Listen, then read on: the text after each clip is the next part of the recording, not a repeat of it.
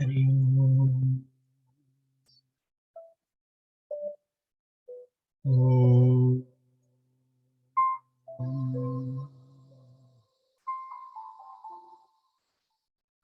हरि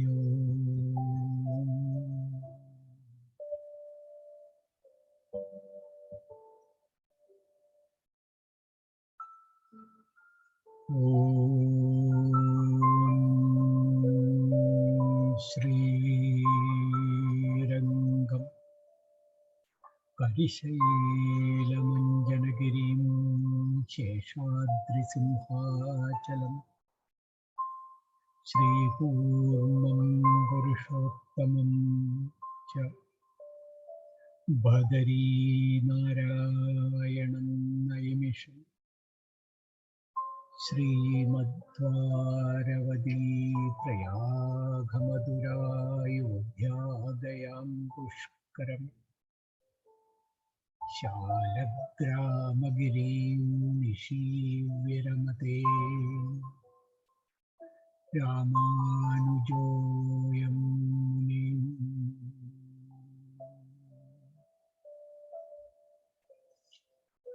वन्द्या प्रतिदिनं गुरुर्वन्दनो मङ्गलम्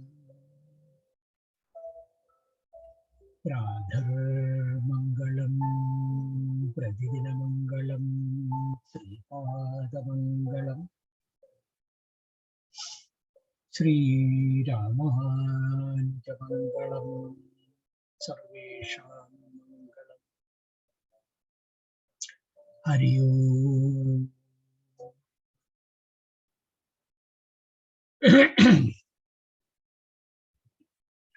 ഒരു ചെറിയ ഭാവമംഗള അഷ്ടകത്തിലത്തെ ചില വരികൾ ഒന്ന് അനുസ്മരിച്ചിട്ടുള്ളതാണ്. അപ്പൊ അതോട് കൂടിയിട്ട് ഇന്ന് നമുക്ക് നമ്മുടെ ക്ലാസ്സിലേക്ക് തുടരാം.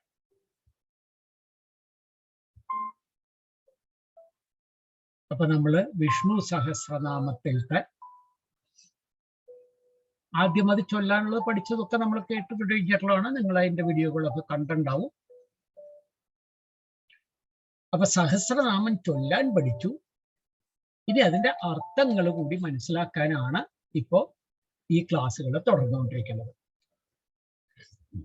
അപ്പൊ നമ്മൾ 44-ാമത്തെ ശ്ലോകത്തിലെത്തി. വൈകുണ്ഠ പുരുഷ പ്രാണ പ്രാണദ പ്രണവ പൃഥു ഹിരണ്യഗർഭശത്രുഘ്നോ വ്യാപ്തോ വായുരദോക്ഷജ. 44-ാമത്തെ ശ്ലോകം. അപ്പൊ അതില് നമ്മള് വൈകുണ്ഠ, പുരുഷ, പ്രാണ, പ്രാണദ, പ്രണവ എന്നുള്ള നാമങ്ങളൊക്കെ കഴിഞ്ഞ കുറേ വീഡിയോകളിൽ കൂടെ നമ്മൾ പഠിച്ചു കഴിഞ്ഞിട്ടുള്ളതാണ്. അതിന്റെ അർത്ഥങ്ങളൊക്കെ പറഞ്ഞു. അതിന്റെ ഇടയിൽ വരുന്ന കുറെ കഥകൾ പറഞ്ഞു. അത് ബന്ധിച്ചു നിൽക്കണ മറ്റു ചില ശ്ലോകങ്ങൾ അനുസ്മരിച്ചു.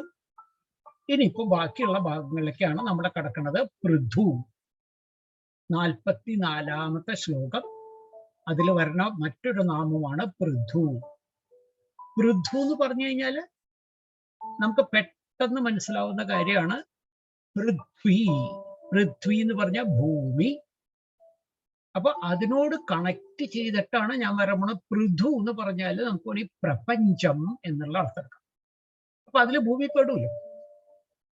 പൃഥ്വിനാഥൻ എന്ന് പറയുന്നതിന് പകരം പ്രപഞ്ചനാഥൻ അല്ലെങ്കിൽ പ്രപഞ്ച സ്വരൂപനാണ് പൃഥു.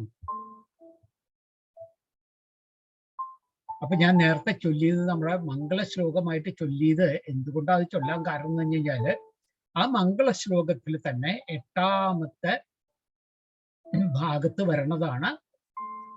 ഹംസോ ധർമ്മനിദർശനോ ഹരിമുഖോ യജ്ഞശ്ച ധന്വന്തരി പാദോ അജോ മിഥുനോതിതോ ഹരിരലങ്കാര പൃഥ്വിവാ പൃഥു. അപ്പൊ അവിടെ അത് വളരെ വ്യക്തമായിട്ട് നമുക്ക് പറഞ്ഞു തരാണ്. പ്രപഞ്ചത്തിലത്തെ അധിപനാണ്, പ്രപഞ്ചാധികാരിയാണ്, പ്രപഞ്ച സൃഷ്ടാവാണ് മഹാവിഷ്ണു എന്ന് പറയുന്നത്. അപ്പൊ അതിലത്തെ ശ്ലോകത്തിൽ നിന്നാണ് ഇന്ന് നമ്മുടെ മംഗളത്തിന്റെ ഒരു തുടക്കം വെച്ച് ചെയ്തിട്ടുള്ളത്. അപ്പൊ ശരിക്കും അർത്ഥം പറഞ്ഞു കഴിഞ്ഞാല് ആ പൃഥു എന്ന് പറഞ്ഞു കഴിഞ്ഞാല് പ്രപഞ്ചത്തിന്റെ നാഥൻ, പ്രപഞ്ച സൃഷ്ടാവ് എന്നൊക്കെ ഞാൻ പറഞ്ഞു. ഇനിയിപ്പോ ആ പൃഥു എന്ന് പറഞ്ഞാല് നമ്മുടെ ഭാഗവതം ചതുഷ്കന്ധത്തില് പൃഥുചരിതം എന്ന് പറഞ്ഞിട്ട് പ്രത്യേക ഭാഗം തന്നെയുണ്ട്. ആ ഭാഗത്തിൽ പറയണത് പൃഥു എന്ന രാജാവിനെ കുറിച്ചിട്ടാണ്. ഇനി പേരിൽ തെറ്റിദ്ധരിക്കേണ്ട കേട്ടോ. പൃഥു എന്ന് പറഞ്ഞ രാജാവ്. അവിടെ പറയണത്, ഏതിലെ ഭാഗവതത്തിൽ പറയണത്, മഹാവിഷ്ണുവും ഇന്ദ്രനും കൂടിയിട്ട് പൃഥു ഒരു അശ്വമേധ യാഗം നടന്നിട്ട് അതിൽ കുറച്ച് വിഷമങ്ങളൊക്കെ ഉണ്ടായിട്ടുണ്ട്. അത് നമുക്ക് പിന്നെ ഒരു കഥയിൽ കേൾക്കാം. അപ്പൊ പൃഥുവിന് കോപം വന്നു. ആ കോപം കുറയ്ക്കാനായിട്ട് ആണ് മഹാവിഷ്ണുവും ഇന്ദ്രനും കൂടിയിട്ട് ചെന്നെത്തിയത്. അതായത് ഇപ്പൊ നമ്മൾ ഉദ്ദേശിക്കുന്ന പൃഥു എന്ന മഹാവിഷ്ണുവും ഇന്ദ്രനും കൂടിയിട്ട് പൃഥു എന്ന മഹാരാജാവിന്റെ അശ്വമേധ യാഗത്തിൽ ചെന്നു. അപ്പൊ അവിടെ ചെന്നിട്ടുള്ള ആ മഹാവിഷ്ണുവിനെയാണ് ഇപ്പൊ നമ്മള് പൃഥു എന്ന നാമം കൊണ്ട് അലങ്കരിക്കുന്നത്. അതിന് കാരണം എന്താ വെച്ച് കഴിഞ്ഞാല് അവിടെ ഒരു കഥയുണ്ട്. ഞാനിപ്പോ ഈ രണ്ട് പൃഥുക്കളെയും കൂടി കൂട്ടിച്ചേർക്കാനുള്ള കാരണം അതില് ഒരു ചെറിയ കഥ കിടക്കുന്നുണ്ട്. അതെന്താത്? ഇക്ഷ്വാകു കുലവംശനായിരുന്നു പൃഥു. ആ പൃഥു ഭഗവാൻ നാരായണന്റെ അവതാരമായിട്ട് തന്നെയാണ് ഭാഗവതത്തിൽ പറയുന്നത്. ഭാഗവതത്തില് ആ ഭാഗം വായിച്ചിട്ടുള്ളവരുണ്ട് വെച്ചാൽ ആ കഥയൊന്ന് നമുക്ക് പറയാം. നിങ്ങളൊന്ന് എഴുതിക്കോളും. എന്തായാലും ഞാൻ എൻ്റെ ഒരു എന്താ പറയണ്ട ഒരു ചുരുക്കം ഞാൻ പറയാം. അത് പറയുമ്പോൾ ഒരു കാര്യം ശ്രദ്ധിക്കാനുള്ളത് എന്ന് വെച്ചാൽ ഈ പേരുകളുടെ ഒക്കെ ഒന്ന് നല്ലവണ്ണം ശ്രദ്ധിച്ചില്ലെങ്കിൽ ആരുടെ മകനാണ്, ആരുടെ അച്ഛനാണ്, അതൊക്കെ അങ്ങോട്ട് തെറ്റിപ്പോകും. അതുകൊണ്ട് നമ്മളെപ്പോഴും ഭാഗവതം പഠിക്കുമ്പോൾ പോലും അത് വളരെ ശ്രദ്ധയോട് കൂടിയിട്ട് കേട്ടു പഠിക്കണം. അതിൽ വരുന്ന പേരുകളുടെ ആ പേരുകളും മറ്റൊരു പേരും തമ്മിലുള്ള എന്താണ് ബന്ധം എന്നുള്ളത് ശരിക്കും മനസ്സിലാക്കണം.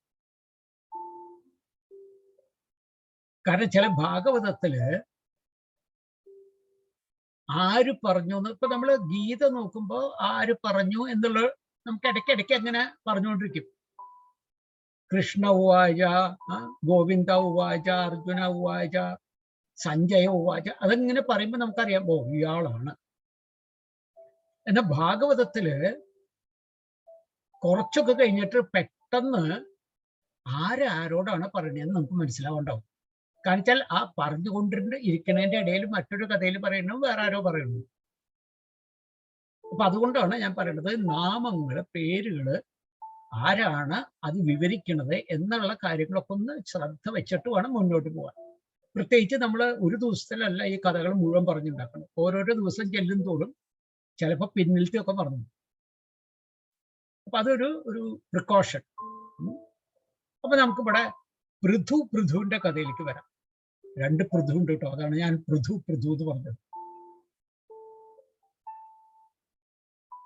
ഗീതയിലത്തെ ചില വരികൾ ഓർമ്മയുണ്ടാവും. പൃഥക് ശംഖാന്തമോ പൃഥക് എന്ന് പറയില്ല. അപ്പൊ അതേവരെയാണ് ഇവിടെ പൃഥു എന്ന് ഞാൻ പറഞ്ഞത്. അപ്പൊ നമുക്ക് ഇവിടുത്തെ ഒരു ചെറിയ ഭാഗത്തേക്ക്, അതായത് പൃഥു എന്ന രാജാവിന്റെ ഭാഗത്തേക്ക് ഒന്ന് പതുക്കെ നോക്കുക.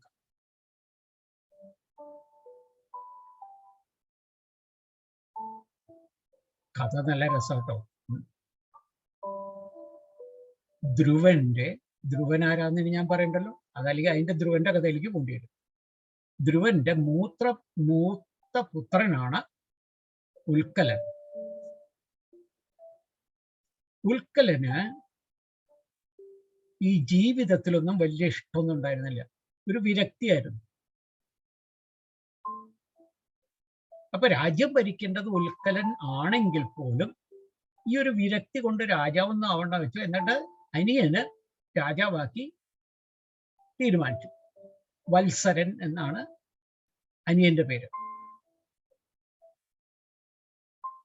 ഈ വംശത്തിൽ നിന്ന് വരുന്നവരാണ് അങ്കൻ, അങ്കന്റെ മകൻ വേനൻ. അതില് ഈ വേനൻ എന്ന് പറഞ്ഞത് മഹാദുഷ്ടനായിരുന്നു, അധർമ്മിയായിരുന്നു. അപ്പൊ ഈ വേനന്റെ ഈ ദുഷ്പ്രവൃത്തിയൊക്കെ കണ്ട് കണ്ട് കണ്ട് അച്ഛനായിട്ടുള്ള അങ്കന് ആകെ വിഷമായിട്ട് രാജ്യമൊക്കെ ഉപേക്ഷിച്ച് പോയി. അപ്പൊ എന്തായി?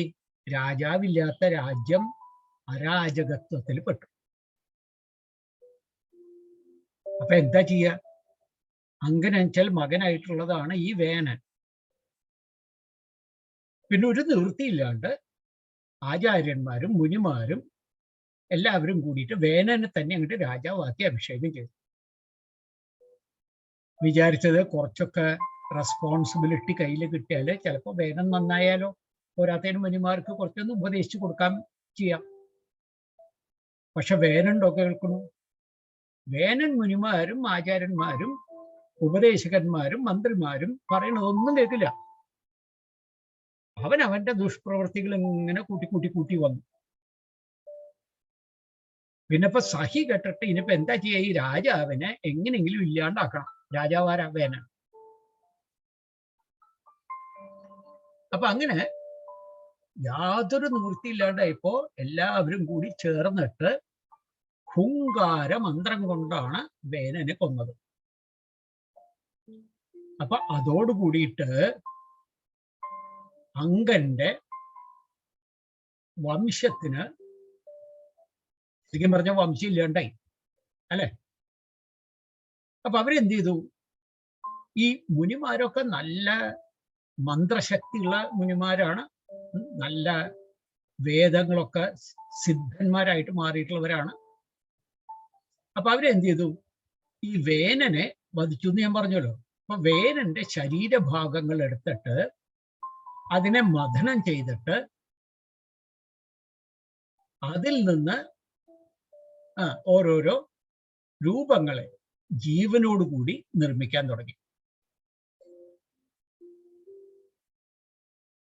അപ്പൊ ആദ്യം എടുത്തത് വേനന്റെ തുടഭാഗം എടുത്തിട്ട് അതിലേക്ക് വേനന്റെ സകല പാപകർമ്മങ്ങൾ അതിലേക്ക് അങ്ങോട്ടാക്കിയിട്ട് അതിനൊരു മനുഷ്യരൂപമായിട്ട് വന്നു.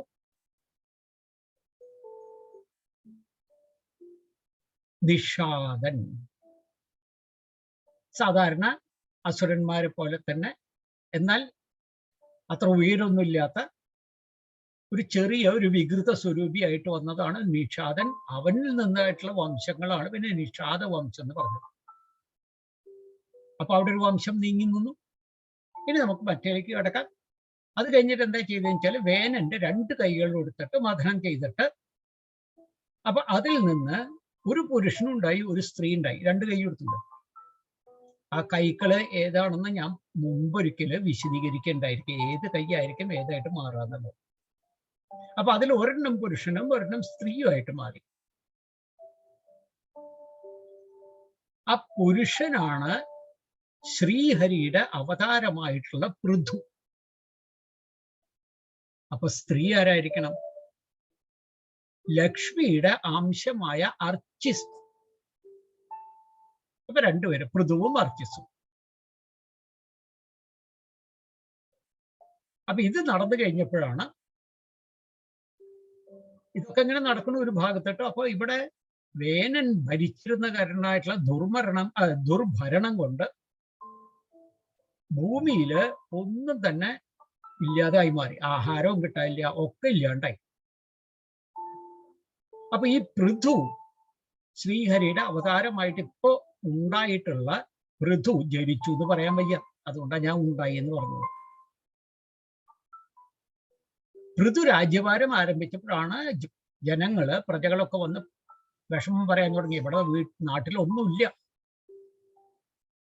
അപ്പൊ പൃഥു പെട്ടെന്ന് എന്താ വിചാരിച്ചെന്ന് വെച്ചാല് ഭൂമി ദേവിയുടെ ദയയില്ലായ്മ കൊണ്ട് ആയിരിക്കണം ഇതെന്ന് പറഞ്ഞിട്ട് ഭൂമി ദേവിയുടെ നേർക്ക് അമ്പെടുത്തു. അപ്പോഴാണ് ഭൂമി ദേവി സാധാരണയായിട്ട് ഒരു പശുവിന്റെ രൂപത്തിൽ പല ഭാഗത്ത് ഇങ്ങനെ പ്രത്യക്ഷപ്പെടാറുണ്ട്. ഓർമ്മ ഉണ്ടാവും എന്ന് വിചാരിക്കണം. അപ്പൊ ഭൂമി ദേവി ഓടി. പൃഥു രാജാവാന്ന് വെച്ചാൽ പിന്നാലെ. അവസാനം ദേവി ഈ പൃഥുവിനെ തന്നെ ശരണം പ്രാപിച്ചു. എന്നിട്ട് കാര്യങ്ങളൊക്കെ പറഞ്ഞു കഴിഞ്ഞാൽ എന്റെ കുറ്റം കൊണ്ടല്ല, ഇത് അങ്ങയുടെ മുൻ തലമുറ എന്നും പറയാൻ വയ്യ, അങ്ങയുടെ അച്ഛനും പറയാൻ പറ്റില്ല. അപ്പൊ ആ ഒരു ക്രൂര രാജാവിന്റെ ദുർഭരണം കൊണ്ടാണ് ഇപ്പൊ ഭൂമിയിൽ ഒന്നും വളരാത്തത്. അപ്പൊ പൃഥു പറഞ്ഞു, എന്തായാലും ശരി, സാധാരണയായിട്ട് ഒരു പശുവിന്റെ രൂപത്തിലാണല്ലോ. അപ്പൊ പശു എന്ന് പറഞ്ഞാൽ കുട്ടിക്കൊക്കെ സാധാരണ പാല് കൊടുക്കാറുണ്ട്. അങ്ങനെ ഒരു പശു ആണെങ്കിൽ നിന്റെ പാലെങ്കിലും ഭൂമിക്ക് കൊടുത്തൂടെ? അതായത് ഇപ്പൊ ഇരിക്കുന്ന പ്രജകൾക്കൊക്കെ കൊടുത്തുകൂടെ?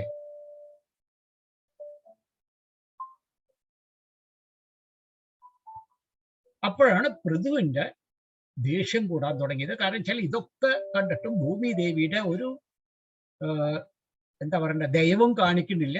അപ്പൊ അതുകൊണ്ട് ഞാൻ നിന്നെ തന്നെ ഇല്ലാണ്ടാക്കിയിട്ട് പൃഥുവിന്റെ പ്രഭാവം കൊണ്ട് എല്ലാവർക്കും രക്ഷ നൽകാം എന്ന് പറഞ്ഞു.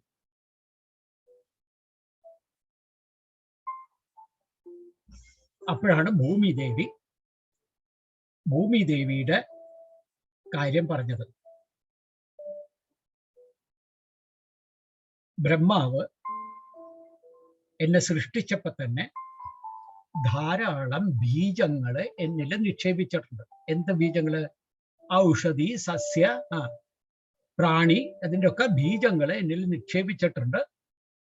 പക്ഷേ ഈ ഭൂമിയിൽ ഉണ്ടായിരുന്ന അസുര ഗുണമുള്ള രാജാക്കന്മാരൊക്കെ ഇതിനെപ്പറ്റി ശ്രദ്ധിക്കാതെ അത് മുഴുവൻ എടുത്ത് അനുഭവിച്ചു കഴിച്ചു. പിന്നെന്താ വെച്ചാൽ കുറച്ചുണ്ടായിരുന്ന ഞാൻ വേഗം എൻ്റെ ഉള്ളിൽ തന്നെ, എൻ്റെ എന്ന് പറഞ്ഞാൽ ഭൂമി ദേവിയുടെ ഉള്ളിൽ തന്നെ അങ്ങോട്ട് ഒളിപ്പിച്ചു വെച്ചതുകൊണ്ട് അത് അവർക്ക് കിട്ടിയില്ല. അല്ലെങ്കിൽ അതും പോയേനെ. അപ്പൊ ഭൂമി ദേവി തന്നെ ഇല്ലാണ്ടായേനെ.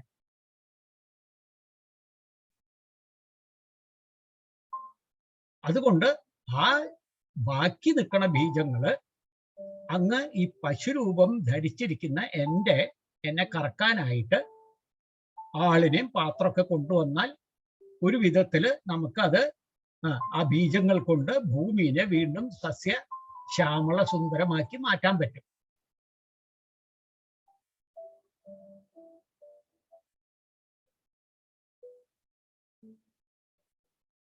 അത് കേട്ടപ്പോ പൃഥു എന്ന് പറഞ്ഞ രാജാവിന് ഭൂമി ദേവിയോട് ഒരു വാത്സല്യം ഉണ്ടായി. എന്നിട്ട് ആ പാലൊക്കെ കറുത്തെടുത്ത് ലോകത്തില് വീണ്ടും എല്ലാ ജീവജാലങ്ങൾക്കും സുഖമാക്കിയിട്ട് വസിക്കാനുള്ള ശ്രമം തുടങ്ങി. അത് കഴിഞ്ഞിട്ടാണ് അതങ്ങനെ രാജ്യം നല്ലോണം വളഞ്ഞു നിൽക്കുമ്പോഴാണല്ലോ രാജാക്കന്മാർക്ക് ഒരു തോന്നൽ തോന്നാൻ നമുക്ക് മറ്റു രാജ്യം കൂടിയും കെട്ടിപ്പിടിക്കാം. 100 അശ്വമേധം കഴിക്കാനായിട്ട് തീരുമാനിച്ചു. എന്നിട്ട് സരസ്വതി നദിയുടെ ഒരു ഭാഗത്ത് എന്നിട്ട് യാഗം തുടങ്ങി. ഒരാള് ഭൂമിയിലോ എവിടെങ്കിലും യാഗം തുടങ്ങുക അല്ലെങ്കിൽ തപസ് തുടങ്ങുക ആയിക്കഴിഞ്ഞാൽ ഉടനെ ചിലർക്ക് ഉള്ളിൽ ഇളക്കം തുടങ്ങും. ആരാന്ന് മനസ്സിലായി കാണും, ദേവേന്ദ്രൻ. ഞാൻ ഇതിന്റെ ചില ഭാഗം ഞാൻ നേരത്തെ പറഞ്ഞിട്ടുള്ളത് ഓർമ്മയുണ്ടാവും എന്ന് വിചാരിക്കണം. പക്ഷെ നമുക്കിവിടെ കഥേനെ ഒന്ന് പൂരിപ്പിക്കാൻ വേണ്ടിയിട്ട് ദേവേന്ദ്രൻ ഉടനെ തന്നെ വന്ന് ഇന്ദ്രനെ വന്നപ്പോ രാജാവിനെ ശപിക്കാൻ തുടങ്ങി. അപ്പൊ അതിൻ്റെ ഇടയിൽ ബ്രഹ്മാവ് വന്ന് പെട്ടിട്ട് യാഗത്തിനെ ഒന്ന് പിടിച്ചു നിർത്തി. അങ്ങനെ യാഗം ചെയ്യണ്ട, അതായത് 100 അശ്വമേധ യാഗമായിട്ട് ചെയ്യണ്ട എന്ന് പറഞ്ഞിട്ട് ആ സമയത്താണ് ഭഗവാൻ വിഷ്ണുവും ഇന്ദ്രനും കൂടിയിട്ട് പൃഥ്വിന്റെ അടുത്ത് വന്നിട്ട് ഇന്ദ്രൻ വേഗം പൃഥ്വിനോട് ക്ഷമയാചിച്ചു. എന്നിട്ട് വിഷ്ണു എന്ന പൃഥു എന്ന രാജാവിന് അനുഗ്രഹങ്ങളൊക്കെ കൊടുത്ത് ആ സമയത്താണ് പൃഥു തൻ്റെ പ്രജകൾക്ക് ഭാഗവത ധർമ്മം ഉപദേശിച്ചു കൊടുത്തു എന്ന് പറയുന്നു. അപ്പൊ ഭാഗവത ധർമ്മത്തിന്റെ തുടക്കത്തെ പറ്റി മനസ്സിലായി കാണുമെന്ന് വിചാരിക്കണം. അപ്പൊ പൃഥുചരിതം നമുക്കിപ്പോൾ ഇവിടെ ഒന്ന് ചുരുക്കിയിട്ടുള്ളതാണ്. അത് കഴിഞ്ഞിട്ട് അവിടെ നിർത്താം. അപ്പോ രാജ്യഭാരം വയസ്സായപ്പോൾ രാജാവ് രാജ്യഭാരമൊക്കെ പുത്രന്മാർക്ക് കൊടുത്തിട്ട് പത്നിയായിട്ടുള്ള അർച്ചിസുമായിട്ട് വനത്തിൽ പോയി തപസ് ചെയ്തു. ഒടുവില് പൃഥു മരിച്ചു. ആ ശരീരം ചിതയാക്കിയിട്ട് ഉദയക്രിയൊക്കെ ചെയ്തത് അർച്ചിസും സ്വയം ആ അഗ്നിയിൽ പ്രവേശിച്ച് സ്വർഗാരോഹണം ചെയ്തു എന്ന് ഭാഗവത കഥയിൽ പറയുന്നു. അത് വേണമെങ്കിൽ ചതുഷ്കന്ധത്തില് 13 തൊട്ട് കുറെ 10 അധ്യായമൊക്കെ ഉണ്ട്. അത് മുഴുവനാണ് ഈ കഥകളിലൊക്കെ ഭാഗങ്ങൾ വരുന്നത്. അപ്പൊ നമ്മളിപ്പോ ഇവിടെ പറയാൻ കാരണം 44-ാമത്തെ ശ്ലോകത്തിലാണ് വൈകുണ്ഠ പുരുഷ പ്രാണത പ്രണവ പൃഥു എന്ന് വന്നിട്ടുള്ളത്. അപ്പൊ അതിനെപ്പറ്റി ഒന്ന് അനുസ്മരിച്ചു എന്ന് മാത്രം. ഇനി ബാക്കിയുള്ള നാമങ്ങളാണ് ഹിരണ്യഗർഭ ശത്രുഘ്നോ വ്യാപ്തോ വായുരദോക്ഷജ.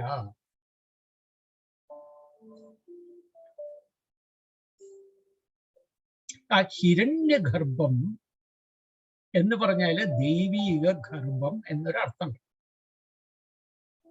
അപ്പൊ നമ്മൾ ഹിരണ്യഗർഭനെ കുറിച്ചിട്ട് ഇപ്പൊ പറയാൻ തുടങ്ങിക്കഴിഞ്ഞാൽ അത് കുറച്ച് സമയം എടുക്കുന്ന കാര്യമാണ്. അതുകൊണ്ട് നമുക്ക് ഈ ഹിരണ്യഗർഭനെ കുറിച്ച് നാളത്തെ ഒരു ചെറിയ വീഡിയോയിൽ അതിനെ പറ്റിയിട്ട് പറഞ്ഞു തരാം. അപ്പൊ നമുക്ക് ഇന്നത്തെ ശ്ലോകത്തിന്റെ ഇടയ്ക്കിടയ്ക്ക് ആ ശ്ലോകം ഒന്ന് ഓർമ്മ വയ്ക്കണം. അപ്പൊ ആ ശ്ലോകം എന്തായിരുന്നു? വൈകുണ്ഠ പുരുഷ പ്രാണത പ്രണവ പൃഥു ഹിരണ്യഗർഭ ശത്രുഘ്നോ വ്യാപ്തോ വായുരദോക്ഷജ.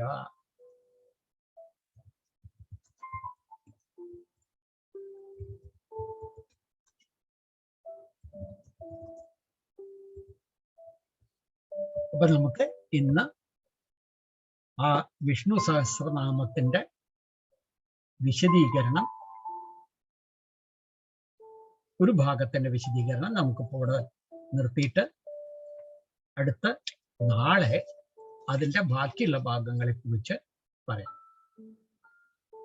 ഞാൻ വെറുതെ ആ ഒരു വാക്കിന്റെ അർത്ഥം മാത്രം പറഞ്ഞു പോയി കഴിഞ്ഞാൽ നമുക്ക് അതിന്റെ മുഴുവനായിട്ടുള്ള കാര്യങ്ങൾ മനസ്സിലാവില്ല എന്നതുകൊണ്ടാണ് ഞാൻ അതിലേക്ക് കുറച്ചുകൂടി ഡീപ്പ് അനാലിസിസ് അതിൻ്റെ ഉള്ളിലേക്ക് കുറച്ചും കൂടിയിട്ട് ഇറങ്ങിപ്പോണത്. ഹരി ഓം.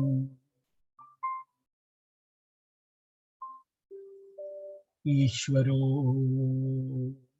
ഗുരുരാത്മേതി മൂർത്തിഭേദ വിഭാഗിനേ ഓമവത്യായ ദേഹായ ശ്രീദക്ഷിണാമൂർത്തയേ നമഃ. ഹരി ഓം.